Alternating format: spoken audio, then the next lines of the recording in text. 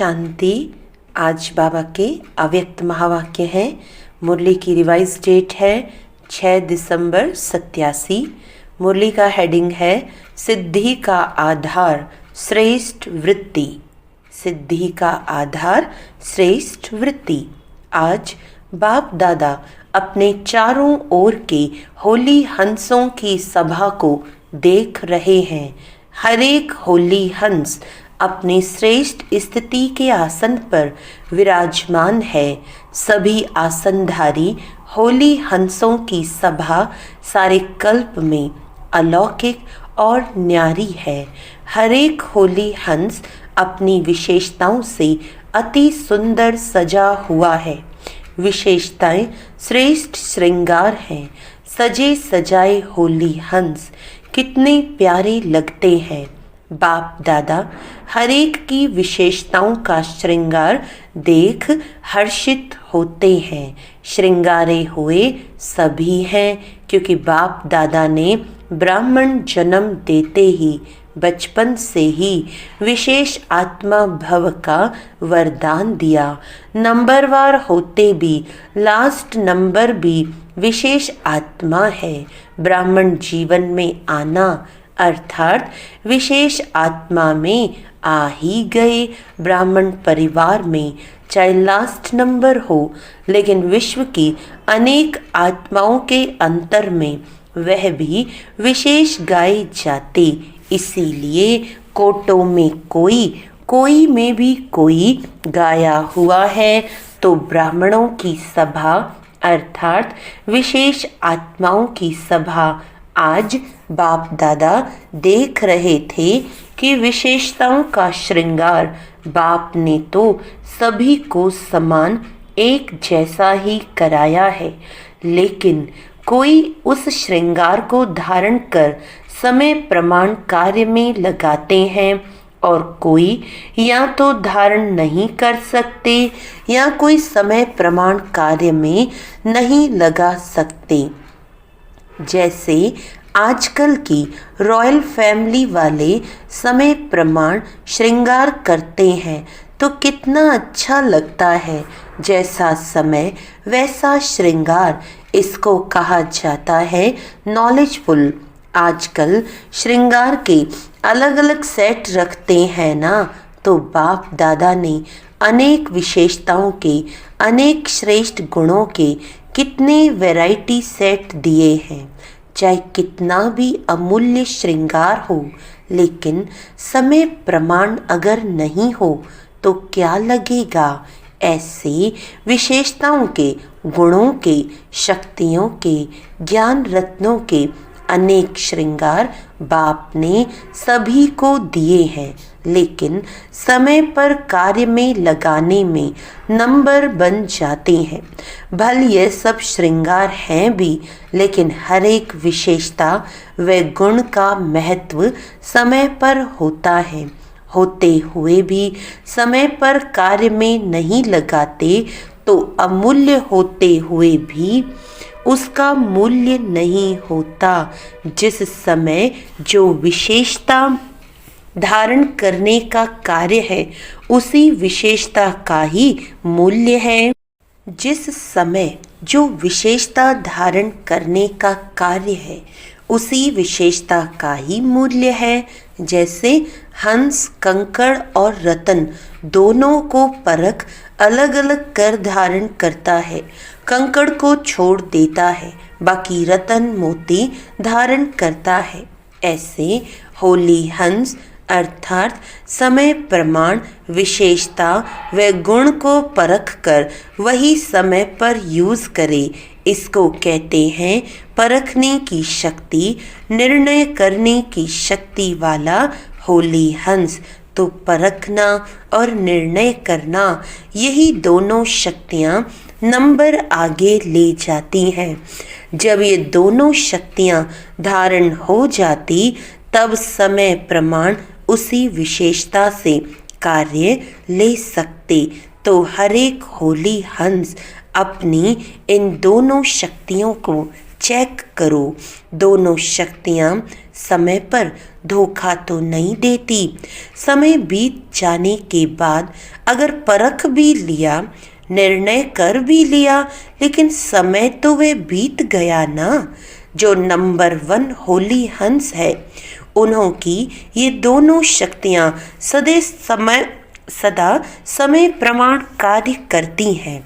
अगर समय के बाद ये शक्तियाँ कार्य करती तो सेकंड नंबर में आ जाते। थर्ड नंबर की तो बात ही छोड़ो। और समय पर वही हंस कार्य कर सकता जिसकी बुद्धि सदा होली पवित्र है।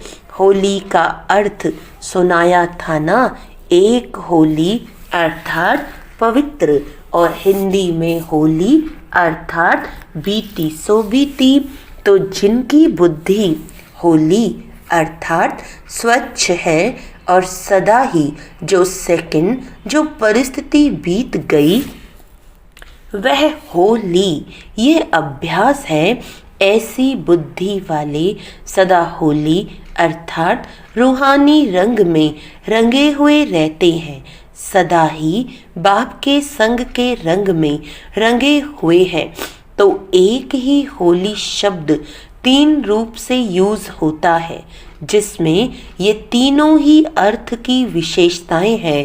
अर्थात जिन हंसों को यह विधि आती है वह हर समय सिद्धि को प्राप्त होते हैं। तो आज बाप दादा होली हंसों की सभा में सभी होली हंसों की यह विशेषता देख रहे हैं। चाहे स्थूल कार्य अथवा रूहानी कार्य हो, लेकिन दोनों में सफलता का आधार परखने और निर्णय करने की शक्ति है। किसी के भी संपर्क में आते हो, जब तक उसके भाव और भावना को परख नहीं सकते और परखने के बाद यथार्थ निर्णय नहीं कर पाते, तो दोनों कार्य में सफलता नहीं प्राप्त होती, चाहे व्यक्ति हो या परिस्थिति हो। क्योंकि व्यक्तियों के संबंध में भी आना पड़ता है और परिस्थितियों को भी पार करना पड़ता है। जीवन में ये दोनों ही बातें आती हैं। तो नंबर 1 होली हंस अर्थात दोनों विशेषताओं में संपन्न, यह हुआ आज की इस सभा का समाचार। यह सभा अर्थात सिर्फ सामने बैठे हुए नहीं, बाप दादा के सामने तो आपके साथ साथ चारों ओर के बच्चे भी इमर्ज होते हैं। बेहद के परिवार के बीच बाप दादा मिलन मनाते व रूह रिहान करते हैं। सभी ब्राह्मण आत्माएं अपने याद की शक्ति से स्वयं भी मधुबन में हाजिर होती हैं और बाप दादा यह भी विशेष बात देख रहे हैं कि हर एक बच्चे के विधि की लाइन और सिद्धि की लाइन, ये दोनों रेखाएं कितना स्पष्ट है। आदि से अब तक विधि कैसी रही है और विधि के फल स्वरूप सिद्धि कितनी प्राप्त की है। दोनों रेखाएं कितनी स्पष्ट हैं और कितनी लंबी, अर्थात विधि और सिद्धि का खाता कितना यथार्थ रूप से जमा है। विधि का आधार है श्रेष्ठ वृत्ति। अगर श्रेष्ठ वृत्ति है तो यथार्थ विधि भी है, और यथार्थ विधि है तो सिद्धि श्रेष्ठ है ही है। तो विधि और सिद्धि का बीज वृत्ति है। श्रेष्ठ वृत्ति सदा भाई भाई की आत्मिक वृत्ति हो, यह तो मुख्य बात है ही, लेकिन साथ साथ संपर्क में आते हर आत्मा के प्रति कल्याण की, स्नेह की, सहयोग की, निस्वार्थपन की निर्विकल्प वृत्ति हो, निर्व्यर्थ संकल्प वृत्ति हो। कई बार किसी भी आत्मा के प्रति व्यर्थ संकल्प या विकल्प की वृत्ति होती है तो जैसी वृत्ति दृष्टि वैसी ही उस आत्मा के कर्तव्य कर्म की सृष्टि दिखाई देगी। कभी कभी बच्चों का सुनते भी हैं और देखते भी हैं, वृत्ति के कारण वर्णन भी करते हैं, चाहे वे कितना भी अच्छा कार्य करें, लेकिन वृत्ति व्यर्थ होने के कारण सदा ही उस आत्मा के प्रति वाणी भी ऐसी ही निकलती कि ये तो है ही ऐसा, होता ही ऐसा है। तो ये वृत्ति उनके कर्म रूपी सृष्टि वैसा ही अनुभव कराती है जैसे आप लोग इस दुनिया में आँखों की नज़र के चश्मे का दृष्टांत देते हैं। जिस रंग का चश्मा पहनेंगे वही दिखाई देगा। ऐसे ये जैसी वृत्ति होती है तो वृत्ति दृष्टि को बदलती है, दृष्टि सृष्टि को बदलती है। अगर वृत्ति का बीज सदा ही श्रेष्ठ है तो विधि और सिद्धि सफलता पूर्वक है ही। तो पहले वृत्ति के फाउंडेशन को चेक करो, उसको श्रेष्ठ वृत्ति कहा जाता है। अगर किसी संबंध संपर्क में श्रेष्ठ वृत्ति के बजाय मिक्स है तो भल कितनी भी विधि अपनाओ लेकिन सिद्धि नहीं होगी, क्योंकि बीज है वृत्ति और वृक्ष है विधि और फल है सिद्धि। बीज है वृत्ति, वृक्ष है विधि और फल है सिद्धि। अगर बीज कमजोर है तो वृक्ष चाहे कितना भी विस्तार वाला हो लेकिन सिद्धि रूपी फल नहीं होगा। इसी वृत्ति और विधि के ऊपर बाबा कहते, इसी वृत्ति और विधि के ऊपर बाप दादा बच्चों के प्रति एक विशेष रूह रिहान कर रहे थे। स्व उन्नति के प्रति व सेवा की सफलता के प्रति एक रमणीक स्लोगन रूह रिहान में बता रहे थे। आप सभी यह स्लोगन एक दो में कहते भी हो, हर कार्य में पहले आप, ये स्लोगन याद है ना? एक है पहले आप, दूसरा है पहले मैं।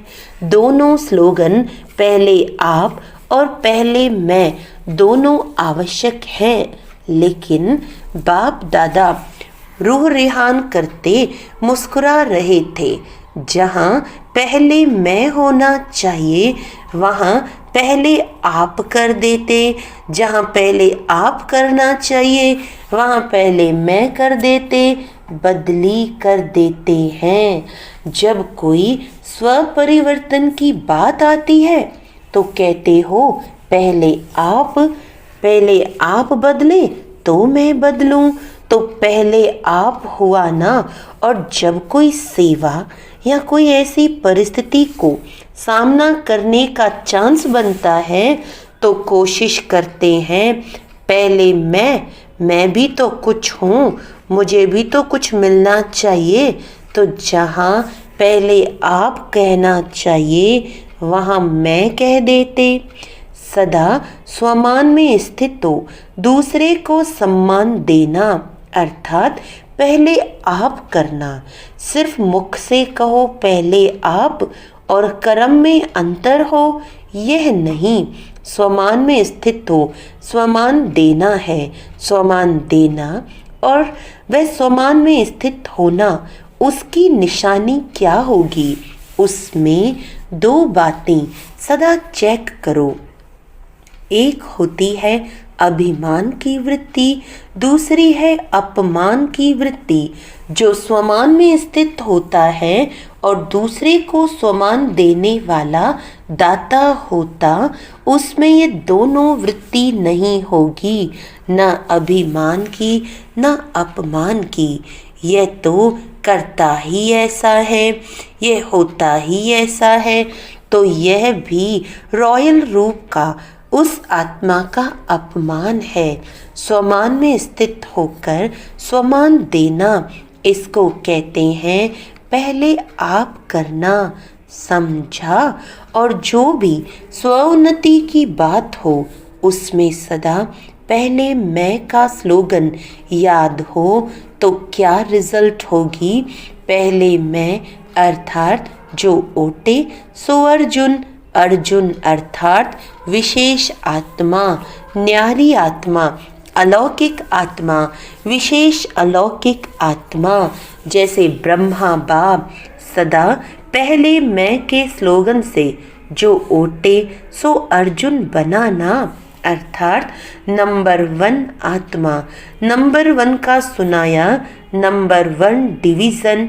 जैसे नंबर 1 तो एक ही होगा ना, तो स्लोगन है दोनों जरूरी, लेकिन सुनाया ना।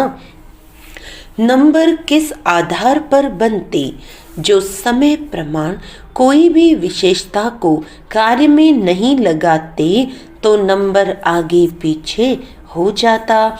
समय पर जो कार्य में लगाता है वह विन करता है, अर्थात 1 हो जाता।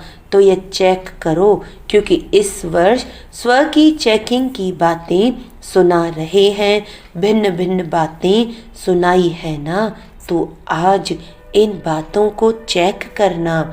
आप के बजाय मैं के बजाय आप तो नहीं कर देते हो। इसको कहते हैं यथार्थ विधि। जहाँ यथार्थ विधि है वहाँ सिद्धि है ही।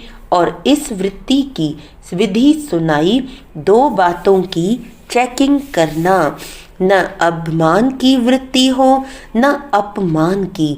जहाँ ये दोनों की अप्राप्ति है वहाँ ही स्वमान की प्राप्ति है। आप कहो न कहो, सोचो न सोचो, लेकिन व्यक्ति प्रकृति दोनों ही सदा स्वतः ही स्वमान देते रहेंगे। संकल्प मात्र भी स्वमान की प्राप्ति की इच्छा से स्वमान नहीं मिलेगा। निर्माण बनना अर्थात पहले आप कहना, निर्माण स्थिति स्वतः ही स्वमान दिलाएगी। स्वमान की परिस्थितियों में पहले आप कहना अर्थात बाप समान बनना। जैसे ब्रह्मा बाप ने सदा ही स्वमान देने में पहले जगत अम्बा, पहले सरस्वती माँ, पीछे ब्रह्मा बाप रखा। ब्रह्मा माँ होते हुए भी स्वमान देने के अर्थ जगत अम्बा माँ को आगे रखा। हर कार्य में बच्चों को आगे रखा और पुरुषार्थ की स्थिति में सदा स्वयं को पहले मैं इंजन के रूप में देखा। इंजन आगे होता है ना। सदा ये साकार जीवन में देखा कि जो मैं करूँगा मुझे देख सभी करेंगे। तो विधि में, स्वोन्नति में, तीव्र पुरुषार्थ की लाइन में सदा पहले मैं रखा। तो आज विधि और सिद्धि की रेखाएं चेक कर रहे थे, समझा। तो बदली नहीं कर देना। ये बदली करना माना भाग्य को बदली करना। सदा होली हंस बन, निर्णय शक्ति, परखने की शक्ति को समय पर कार्य में लगाने वाले विशाल बुद्धि बनो और सदा वृत्ति रूपी बीज को श्रेष्ठ बनाए। विधि और सिद्धि सदा श्रेष्ठ अनुभव करते चलो। पहले भी सुनाया था कि बाप दादा का बच्चों से स्नेह है। स्नेह की निशानी क्या होती है? स्नेह वाला स्नेही की कमी को देख नहीं सकता। सदा स्वयं को और स्नेही आत्मा को संपन्न समान देखना चाहता है, समझा। तो बार बार अटेंशन खिंचवाते, चेकिंग कराते, यही संपन्न बनाने का सच्चा स्नेह है। अच्छा, अभी सब तरफ से पुराने बच्चे मेजॉरिटी में हैं। पुराना किसको कहते हैं? अर्थ जानते हो ना? बाप दादा पुरानों को कहते हैं सब बातों में पक्के। पुराने अर्थात पक्के, अनुभव भी पक्का बनाता है। ऐसा कच्चा नहीं जो जरा सी माया बिल्ली आवे और घबरा जावे। सभी पुराने पक्के आए हो ना मिलने का चांस लेने के लिए। सभी पहले मैं किया तो कोई हर्जा नहीं, लेकिन हर कार्य में कायदा और फायदा तो है ही। ऐसे भी नहीं पहले मैं तो इसका मतलब 1000 आ जाएं। साकार सृष्टि में कायदा भी है, फायदा भी है। अव्यक्त वतन में कायदे की बात नहीं, कायदा बनाना नहीं पड़ता। अव्यक्त मिलन के लिए मेहनत लगती है, साकार मिलन सहज लगता है। इसीलिए भाग आते हो, लेकिन समय प्रमाण जितना कायदा उतना फायदा होता है। बाप दादा थोड़ा भी इशारा देते हैं तो समझते हैं अब पता नहीं क्या होने वाला है। अगर कुछ होना भी होगा तो बताकर नहीं होगा।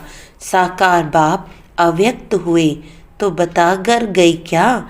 जो अचानक होता है वह अलौकिक प्यारा होता है।